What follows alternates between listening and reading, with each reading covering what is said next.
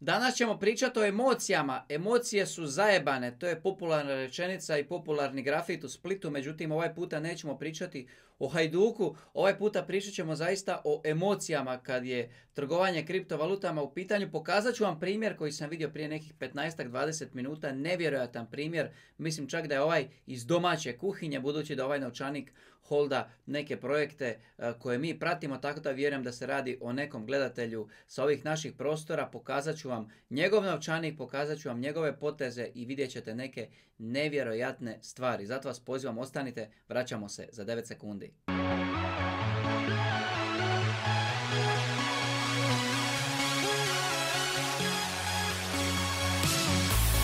Veliki pozdrav svima, dobrodošli na kanal Kripto Tema. Ako vas zanimaju kriptovalute i kripto teme, na pravom ste mjestu i upravo ćete sada, ako još niste tu negdje, pronaći crvenu tipku i kliknuti subscribe. Želim vam dobrodošlicu svima, isto tako poziv svima vama, palite ljudi jedan like. Postoji legenda.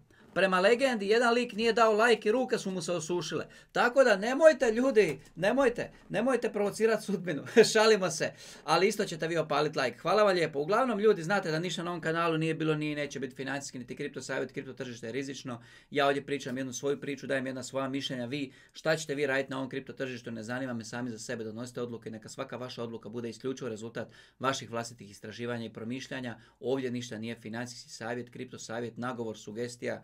Hvala vam lijepo. Idemo dalje. Danas je veliki dan, odmah samo da kažem, pa ćemo se vratiti na važnu temu. Danas je jako važan dan za projekt Song Market Cap. Večeras u 9:00 mintamo samo 500 pjesama min u čast Dexa Minswap. Samo 500 komada, samo oni najbrži, najsretniji, najspremniji će uspjeti možda nabaviti neki NFT, drugi ljudi, žao mi je, eto, pokazalo se već neko vrijeme, mnogi ostanu na listi čekanja za glave i nikad ne dobiju priliku da kupe jedan jedini NFT. Toliko razvaljujemo.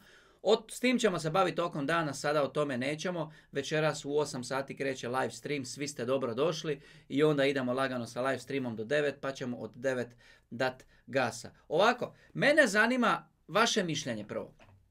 Da li ste imali ikad situaciju u ovom kripto svijetu, na kojem projektu, isto me zanima, opišite neko vaše iskustvo, možda nekom spasimo život, možda nekom i pomognemo, pogotovo vi koji ste duže. Evo, ljudi, malo se, baš se raspišite u komentarima. Zanima me, da li ste vi nekad imali situaciju, mora ići tabla. Da li ste vi nekad imali situaciju, sad ću vam pokazati primjer, da je neki projekt izgledao ovako, recimo, i vi ste odlučili tu investirati jer ste ga dobro istražili, pomislili ste zaista da će napraviti neke velike stvari i prošlo je recimo 1 dan ili 2 dana, već ste lagano nervozni jer on nije eksplodirao i neko je prodao. Neki novčanik je prodao i sad je tu dogodio se pad od par postotaka cijene i vi ste se uspaničarili. Pomislili ste da će sve propast i vi ste ovdje prodali. Pomislili ste da je to kraj priče. Znači, vi ste tu prodali. Čim ste vi prodali nakon 1-2 minute, drugi su počeli kupovati, cijena je otišla vamo, vi ste se opet ovdje uspaničarili, pomislili da ste propustili pumpu, da ste donijeli krive odluke i ovdje ste opet radili kupovinu. Između ove točke ovdje i ove točke ovdje već 10% se dogodio skok zbog vaših impulzivnih odluka, izgubili ste jednu veliku količinu tokena i sada ovdje više nemate istu količinu tokena koju ste imali ovdje u trenutku kada ste odlučili prodati, sad imate puno manju količinu. Znači dogodio se i veliki pad od nekoliko postotaka, onda rast, vi ste donijeli nekoliko vezanih krivih odluka i sada se grizete, ajme majko kako sam bio glup. Ima li među vama ljudi koji su donosili impulzivne odluke i kasnije ispaštali zbog svojih impulzivnih odluka? Eto, baš me zanima, pa ćemo nastaviti dalje. Slobodno napišite dolje. Slobodno napišite u komentar. Slobodno. Ja ću ovdje zakačiti, vjerojatno će sada iskočiti, poslije u editingu ću staviti jednu laganu obavijest. Možete svi ući, dolje vam je link u opisu u našu grupu ako želite dobivati brze informacije, brze obavijesti kad se nešto dogodi, kad se nešto sprema, kad nešto negdje objavim i tako dalje. Čisto da znate, u ovom svijetu imati informaciju odmah, znači biti korak ispred svih. Tako da, eto, čisto da znate, uđite ako želite dobivati obavijesti u WhatsApp grupi, a mi sad Idemo pogledati nešto. Ispred nas je Maxi. Evo, odmah kupovina. Maxi je jedan projekt, meme projekt koji mi pratimo. Projekt za koji ne znamo koga je stvorio. Ne znamo ko je developer, ne znamo ko stoji iza njega, ne znamo ništa o njemu, ne znamo s te strane, ne znamo mu porijeklo. Može se već sutra dogoditi da developer nestane, da obriše Discord, da obriše web, da se stvori neka panika. Ništa ne znamo o projektu. Ok, ali evo, odabrali smo taj Maxi na Cardanu kao jedan meme koji ćemo mi pratiti u ovom cirkusu. I možda svi na njemu izginemo, ali mi ga pratimo. O njemu smo već puno ispričali neke priče, sada to nije ni važno. Jako riskantna priča, baš ono, top riskantna, ko da si ušao u kazino. I upravo na tom projektu je jedan naš gledatelj, ovo je njegov wallet trenutno, vukao neke poteze. Evo ovdje kad odaberem Maxi, ja ovdje mogu vidjeti da je čovjek 10.5.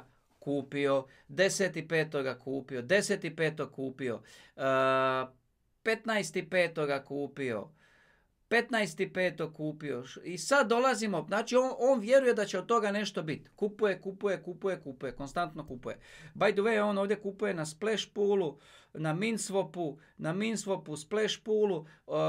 Samo da ljudi da vam kažem, ne znam da li znate, ali apsolutno sve Cardanove tokene možete kupovati i prodavati na Song Market Cap.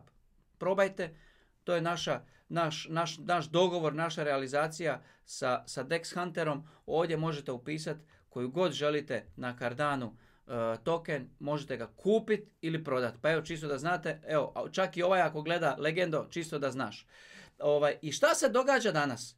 Dvije velike prodaje njegove, 590, znači skoro sve Legenda. Gotovo kraj priče, prepao se samo zato jer je ovdje jedan ili dva novčanika su prodali nešto svoje, odlučili su da će nešto drugo kupiti, procijenili su da je upravo došao neki novi meme, pa će uložiti u neki novi. Znate ono kako ljudi kažu, ovaj mi nekako sporo reagira, idem brzo se prebaciti u neki drugi, jer sad će taj drugi ići u nebo brže nego ovaj. I neko je zaista tu odlučio nešto prodati, i ovaj se uspaničario nakon te neke prodaje od 1000 Cardana. I on je isto odlučio prodati, pomislio, ajme majko, gotovo je kraj priče, jer je ovaj neko prodao 1000 Cardana. I šta se dogodilo? Nakon toga, normalno ljudi koji shvaćaju koliko je rana faza, shvaćaju koliko je projekt, koliko je taj token, koliko je ta priča u ranoj fazi, i oni kreću kupovat i cijena odmah se oporavlja na brzinu, cijena skače, čekaj da pogledamo, cijena skače sa ovoga dna ovdje negdje kad je on ušao 11%, 10-11% gore i nakon 10-11% gore on se opet mijenja mišljenja i brzo kupuje za 941 Cardano i brzo za još za 76 Cardana kupuje. I on je ovdje izgubio jednu lijepu količinu tokena između točno 10.18, 10.31, znači u točno 13 minuta brat je prešao svoju igricu. Evo, vjerojatno je naš gledatelj, vjerojatno je neko ko nas prati, zato jer u njegovom novčaniku ima i samo sekundu, sad više nema, sad ima Maxi i Ada samo ima Maxi i Ada, znači on je izašao vjerojatno, sad ćemo mu pogledati Song, bio je u Songu čini mi se. Da, ukupno investirao u Song 186 Cardana, 9.5. i 10.5. bio je nestrpljiv i prodao je sav Song za 187 Cardana. Znači, ubio je s profitom 1 Cardano u plusu. Evo, ubio čovjek. Evo, pogledajte samo da vam, znači, evo šta, prešao igricu. Svaka čast Legendo, kogoda jesi. Znači, evo, šta želim reći? Loše odluke su nekada rezultat emocija, brzopletosti, krivih odluka, želje da se odmah preko noći, želje da se odmah sve sada, želje ako nije u sat vremena napravilo nešto, da ti pomisliš da od toga nema ništa, onda dođu drugi koji gledaju malo širu sliku, pometu te, eliminiraju te i to je to. I ti na jednom projektu čak nekad i možeš pogoditi nešto. Sad si baš si točno znao kad će, nanjušio kad će past, pa si prodao, pa uhvatio dno, pa uhvatio ovo. A što kad su te odluke obrnute? Što kad fališ? Što kad prodaš ono padne, ti kupiš ono naraste, a ti opet napraviš lošu odluku, upadneš u FOMO pa kupiš opet na vrhu, a ono opet padne dolje pa ti opet prodaš u padu i jednostavno pojedeš sam svoj portfelj i shvatiš da si startao sa 1000 Cardana, da sad imaš 75 Cardana na stanju, da si izgubio sa svojim lošim odlukama 920, 930 Cardana u nekoliko tjedana. Tako da ja radije ne bi radio taj swing trading dan, bam, bam, bam, bam, bam, vamo tamo, nego radije bi istraživao, njuškao, kopkao, našao te neke, ajmo reći, kvalitetnije stvari, dao im povjerenje i radije bi radio DCA long term, više vrijedi kupovati neki projekt DCA long term pa jednom kad te nagradi da doživiš taj big fat green candle, nego pokušavati se igrati dnevnog tradera, a u ovakvom načinu rada i života možete koštati jedan odlazak na WC bez mobitela da izgineš jer te 2 minute nisi bio na internetu. Možete koštati navečer, trebaš ići leći, sutra ti je važan sastanak poslovni, trebaš ići leći ovaj put ranije, u 11 navečer. I sve se izdogađa između 11 i 3.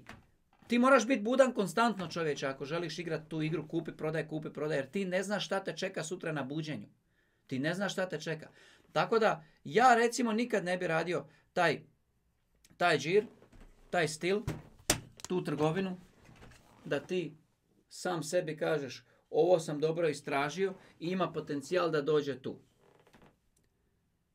Ima potencijal da dođe tu. Zašto da te izbaci iz igre jedna crvena linija? Zašto da te izbaci iz igre jedna crvena linija? Zašto da te izbaci iz igre ova crvena linija? Ako je tvoj cilj i plan da taj projekt može doći tu. Ne postoji projekt na kripto sceni koji ima ovakav chart. Ja znam da bi naši ljudi voljeli da tako chart izgleda.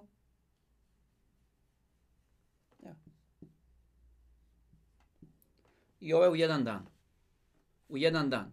Jednostavno, ljudi ovo žele. I ako im se to nije dogodilo, oni odmah preispituju svoje odluke i donose jako puno loših vezanih odluka koji su najčešće na ovim euforijama i depresijama i tu ih stari iskusni lisci pometu i onda na kraju dođu do cilja.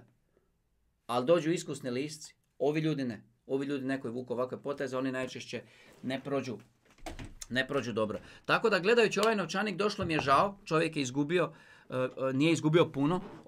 Ljudi danas plaćaju školovanja po Americi 50, 60, 100 tisuća dolara, 200 tisuća dolara. Ovo je jedna dobra škola za jutarnja smjena. Kad se greška dogodila jutros, to je bilo znači na drugi sat. Ako gledamo drugi školski sat, eto legendo, dobio si jedinicu već na drugom satu, međutim imaš još nekoliko sati danas malo na repeticije i sve se to može ispraviti. Jedna lijepa škola, možda skupa, par stotina Cardana, ali mislim da su lekcije koje su naučene iz te priče puno vrijednije od tih par sto Cardana koje si izgubio. Ja sam neke svoje lekcije plaćao više od 10 tisuća laganih, tako da ne brini, doćeš do cilja. Večera se vidimo u live streamu, ljudi. Svakako poziv svima ako još niste, čisto da znate od sada možete kupovati i prodavati apsolutno sve tokene na Cardanu na songmarketcapu.com i to je tek početak, bit će toga još, što bi rekao bivši sportski direktor Hajduka, Nikoličius, kako li se zvao. Biće toga još. Vidimo se večeras.